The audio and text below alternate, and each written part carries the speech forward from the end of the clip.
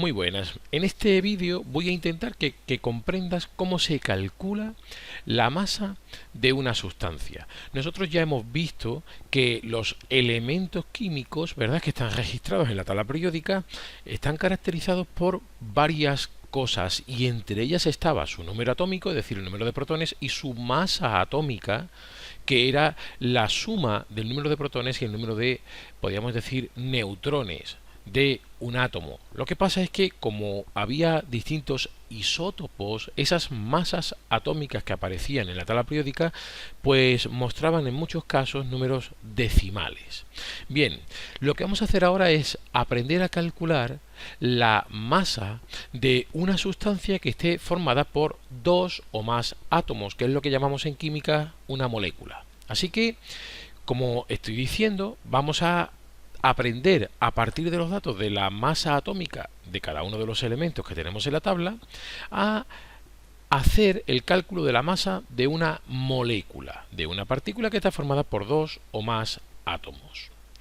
¿Qué es lo que vamos a tener que hacer? Bien, en primer lugar, por ejemplo, vamos a suponer que queremos calcular la masa de un elemento que es el oxígeno. Cuidado porque el oxígeno, dicho así, tenemos que ser capaces de recordar que se están refiriendo, nos están diciendo en realidad que se trata de una molécula que llamamos diatómica y homonuclear. ¿Por qué? Pues porque son dos átomos iguales y debes saber que se formula de la forma que estás viendo aquí, como O2.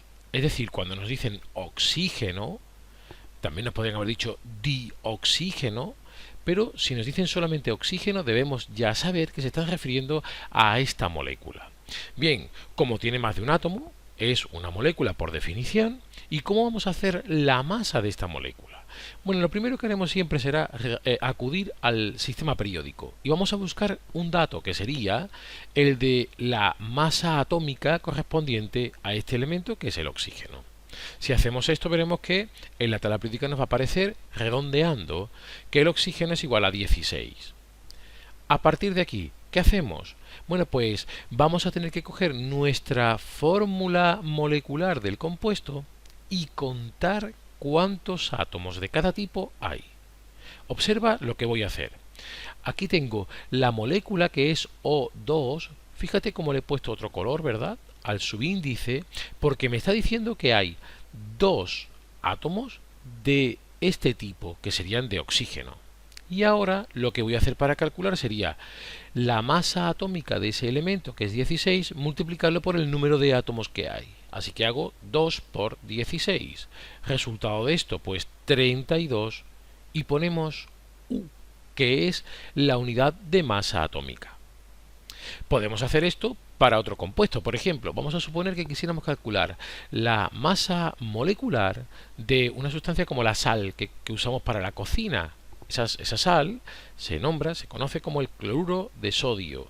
Y lo tenemos aquí, que sería el NaCl.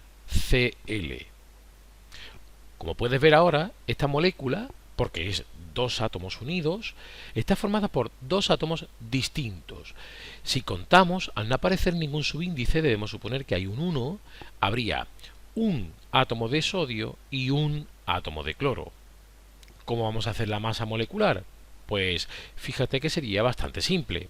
Lo que vamos a hacer es, nos vamos a venir a la tabla periódica y vamos a mirar los valores. Por ejemplo, para el sodio tendríamos que su masa atómica es aproximadamente 23. Para el cloro vamos a tomarla, digamos de manera aproximada, estaría en torno al 35,5. ¿Cómo hacemos el cálculo de la masa de la molécula? Pues nuevamente es ir teniendo en cuenta cuántos átomos de cada tipo hay. En nuestro caso había solo un átomo de sodio, pues sería 1 por 23 más, ahora lo que hacemos es sumar, porque vamos a pasar a otro tipo de átomo, 1 por 35,5. ¿Por qué? Pues porque solo hay un átomo de cloro.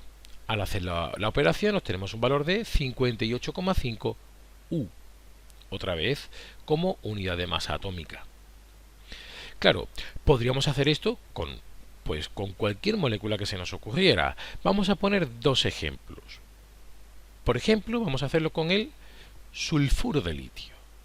Seguro que a esta altura del vídeo ya te has dado cuenta de que hay un pequeño problema. Para poder hacer el cálculo de la masa molecular, yo tengo que saber cuál es la fórmula de la molécula. De ahí que sea importante el apartado de la formulación y nomenclatura de compuestos inorgánicos, por ejemplo, en este curso. Así que si me dieran como nombre, vamos a hacer la masa molecular del sulfuro de litio, lo primero que tengo que saber es cuál es la masa atómica de los átomos que están formando parte de la molécula. Cuidado, tenemos aquí el litio, que en la tabla periódica lo encontramos como el litio y es 7, y el sulfuro, que lo he puesto porque es un átomo que cuando se combina cambia su nombre.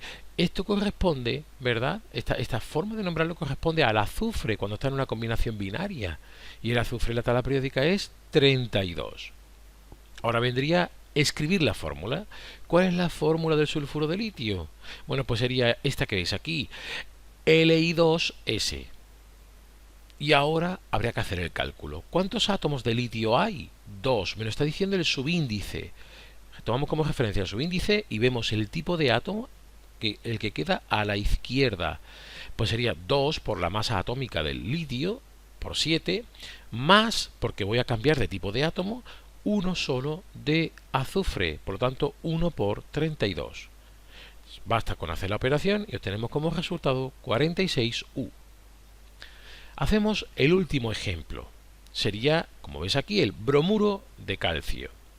Estamos otra vez en algo parecido a antes. Si yo no sé formular, yo no podría hacer la masa molecular de esta sustancia.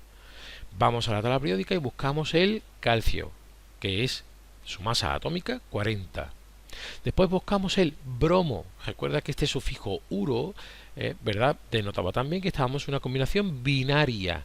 Pues nos vamos al bromo, y el bromo en la tabla periódica, de forma aproximada también, nos aparece como 80. ¿Qué hacemos? Escribimos la fórmula molecular del compuesto, en este caso CaBr2. Ahora tengo un único átomo de calcio, por lo tanto sería 1 por 40, más, cambiamos de tipo de átomo, 2 por la masa del bromo, que sería 80.